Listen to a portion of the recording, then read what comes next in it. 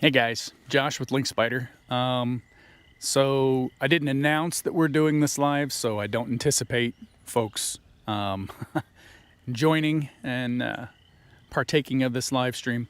But we are testing the new GoPro Mission 1 Pro, and we've been doing a lot of heat chamber testing this weekend and have seen some really exceptional results.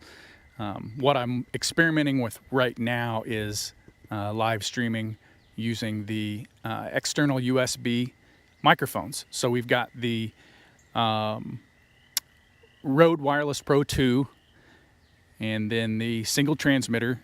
There's two transmitters with this device, but we're using a single one, and we're using the stock lapel mics with a dead cat on here.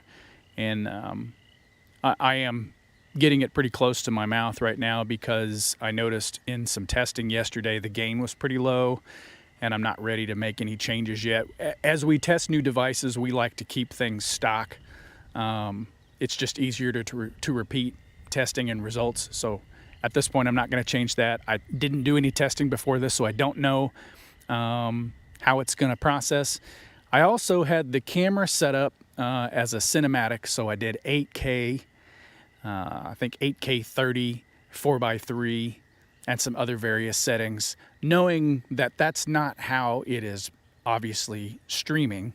This is a 1080p stream, but I want to see what the camera settings, how that impacts the result. I don't think it will impact it at all, but I'm trying that out. So just to recap what we've done this weekend, we constantly hear, don't use GoPro because it disconnects and it gets hot, overheats and shuts down.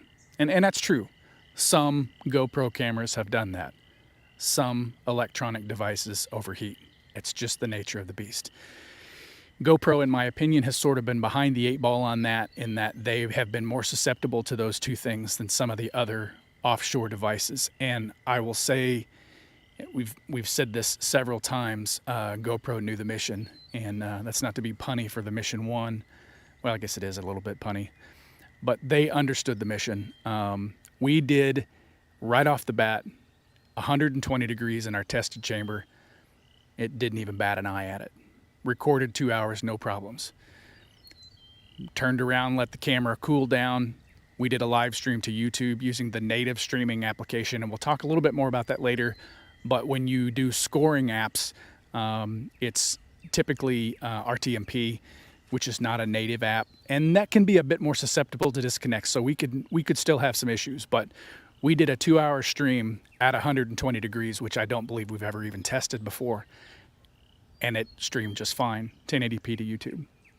So very pleased with those results. The next step, obviously, we're going to be doing the RTMP to the scoring apps, to Game Changer and Sideline HD, and we'll sort of see how those results translate. But so far, we're very pleased with the results, and it'll be nice, again, to have an actual ruggedized, weather-resistant action camera behind the plate, not having to worry about an impact breaking it or it getting wet. So really some good news. Not a lot more to add other than keep checking the website for the rolling review updates. Pretty much anytime we compile data, we'll go in there and do an update. It's dated. The latest is always at the top. So if you miss a couple days, kind of scroll down to where you were and then read your way up. We're including all of our data, including, all of our temperature curves and everything. I've heard other people say, hey, don't expose that because there are people that are going to take that data.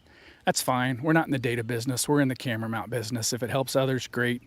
But it lets us compare each of the cameras, and it helps us make recommendations to you and to design our products around those devices that will better fit our community. So Josh at Link Spider, we're doing this so that you don't have to do testing. We're going to do the testing for you. If there are specific things that you want to see, don't hesitate to reach out. You can email me directly, josh at linkspider.com.